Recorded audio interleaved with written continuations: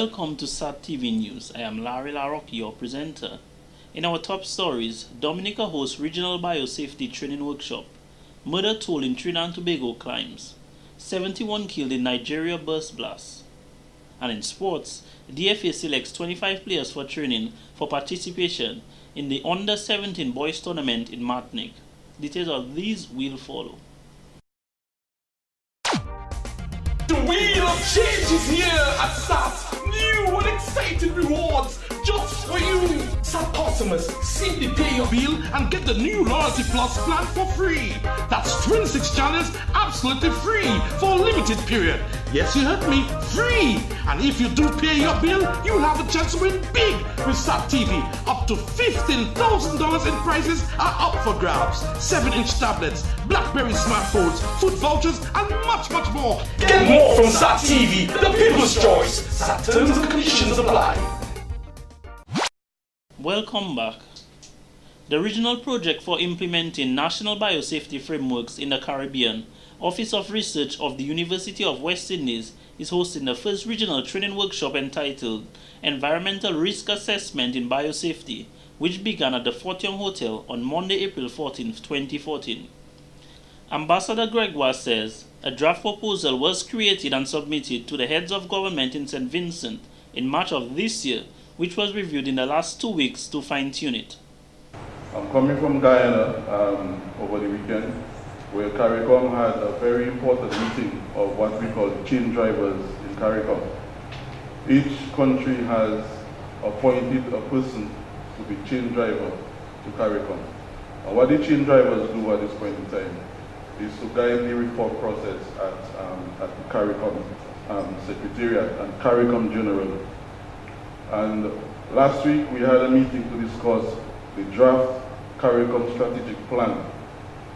And for those of you who may know, last year CARICOM mounted a number of consultations in the region.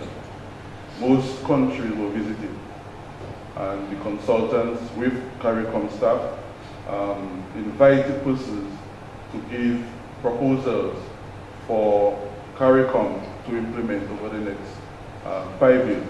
Dr. Kenneth Daru, Minister of Environment, Natural Resources, Physical Planning and Fisheries stated, such workshops are important as it involves discussing ideas to fight for the rich biodiversity, if not only for Dominica, but the Caribbean. If we do not care and protect these unique characteristics, they could easily be lost forever. I would also like to commend the University of the West Indies for their collaborative efforts in this training workshop and the entire project by extension. Ladies and gentlemen, friends all, this regional training workshop is taking place in the context of 2014 being declared by the United Nations as the International Year of Small Island Developing States. And of course, the associated third international meeting on the sustainable development of states, which will take place in Samoa in the South Pacific during the 1st to 4th September of this year. The key objective of the project is to support participating Caribbean countries in fulfilling their obligations in respect to the Cartagena Protocol on Biosafety to the Convention of Biological Diversity. The Cartagena Protocol is an international treaty governing the movements of living modified organisms, LMOs, resulting from modern biotechnology from one country to another. It was adopted on the 29th of January 2000 as a supplementary agreement to the Convention on Biological Diversity and entered into force on 11 September 2003. This protocol is very important to Dominica and of course to all of us in its efforts to ensure that our rich biodiversity will not be contaminated with genetically modified organisms. Let me take this time to compliment you on the excellent work that you have been doing on behalf of our island and our people. You have been the ones pushing negotiations and have done a commendable job today in not only ensuring that the interests of our island states are well exemplified and protected, but also in ensuring sustained commitment to the Convention on Biological Diversity and compliance to the protocol. The workshop comes at a time when the countries are preparing for the 12th Conference of the Parties to the Convention on Biological Diversity, COP12, and the 7th Conference of the Parties serving as the meeting of the parties to the Cartagena Protocol, COP MOP 7, scheduled to take place in Pyeongchang, Republic of South Korea, in October of 2014. The workshop will come to a close on Wednesday, April 16, 2014. On Friday 11th, the Dominica Cancer Society hosted its first Because We Care celebration, bringing together cancer patients and their supporters at the Windsor Park Sports Stadium.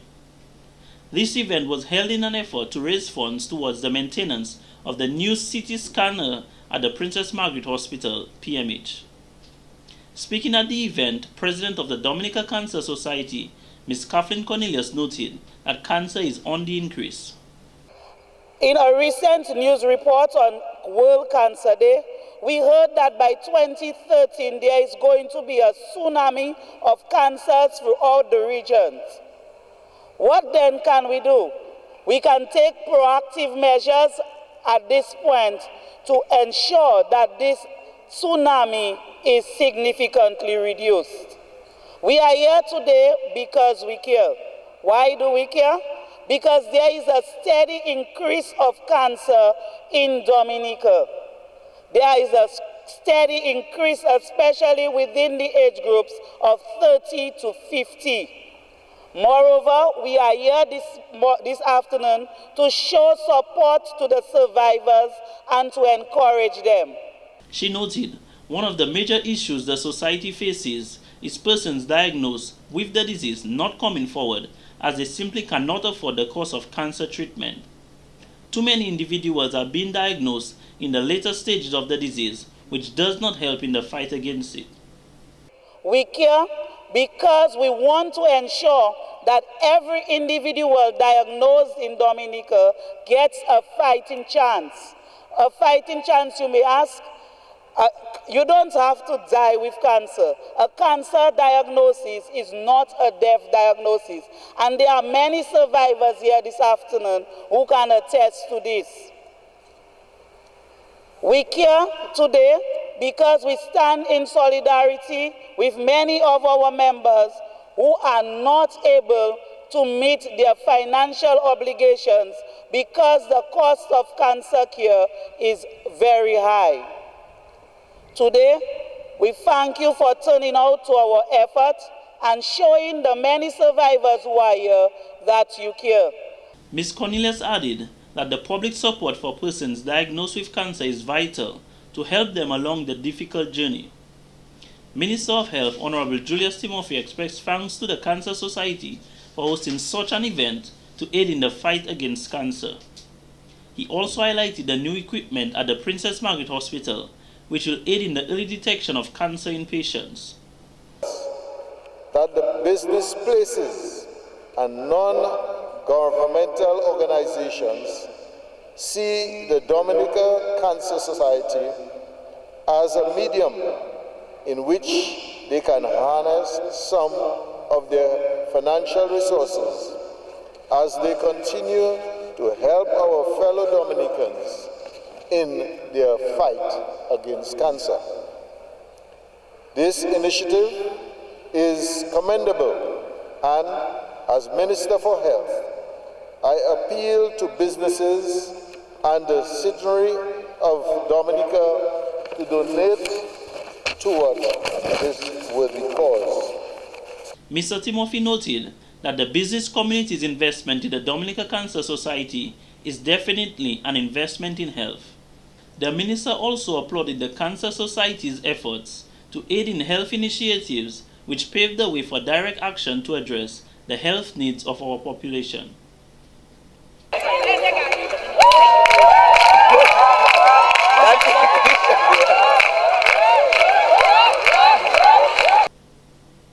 Young people from across the island assembled on Saturday, April 12th at the Jones Bopier Primary School in La Plaine to celebrate World Youth Day under the theme, Blessed are the Poor in Spirit. During his opening prayer, Father Louis Vignol advised the youth that only when they are fully engaged with Christ, they will be alive with God, who serves as our source of inspiration and strength.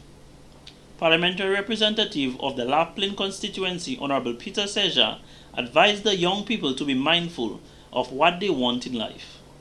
And young people here in La Plaine today, from every nook and cranny of Dominica, you as young Dominicans, as young people aspiring to develop Dominica and to build for us not just an economic future, but a spiritual future, you have a choice to make.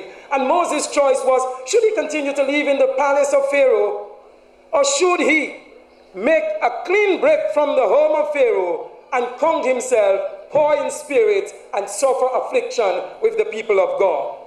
Should he refuse the good life that Pharaoh was offering him and accept poverty with the people of God? You know the story as well as I do. It simply ends by saying that Moses suffered tremendous loss because he made a choice to stand up for God and be a shining example among his people. He urged the youth to be a shining and positive example in order to positively impact our economic, political, and spiritual landscape. Minister of Culture, Youth and Sports, Honorable Justina Charles, advised those present to ensure they always make God the center of focus in their lives. Do not put material things and all that you see before the Lord the Maker, who allows us to be here today. He could have snapped his finger and said, you ain't go in, that is the end of it. He has given us that grace to be here. Let us see the significance of him in our lives. And so trust him as you go through, and let us look not at material things, but the importance and the things that God can do in our lives. He said, seek first the kingdom of God and the righteousness, and everything will fall in line. She advised the young people not to dwell on the few negative activities around them, as they are the future leaders of this country and are responsible for building themselves and Dominica. Featured speaker Ms. Cesarina Paul advised the youth to be very careful of what they do while on earth, as we all only live once, but there is life after death, which we must be concerned about. Because there is a part of us that never dies, and that part is the soul. That part of us is important, it's unique, it's special. The Lord gave it to us for a purpose. Now, what happens to you after death is important. What happens to me after death is very important. And so that's why we must think about the kingdom. But in reality, the kingdom begins right now. We are here on earth to build the kingdom of God. The church is the beginning, you could say, of the kingdom. We are being called to be that light. We are church, and we have to build the kingdom of God.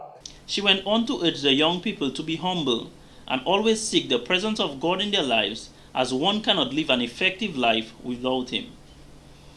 The Nature Island Challenge 2.0 came to a close on Friday 11th April 2014, with two teams from Trinidad capturing the top spots. Team Trinidad White earned a total of 220 points, while Team Trinidad Red earned 215 points. This team had two athletes that competed in the inaugural Nature Island Challenge. Loved it so much, didn't cramp enough, that they came back for round two. Big props with 220 points, winning by 5 points on the last day. Team Trinidad White.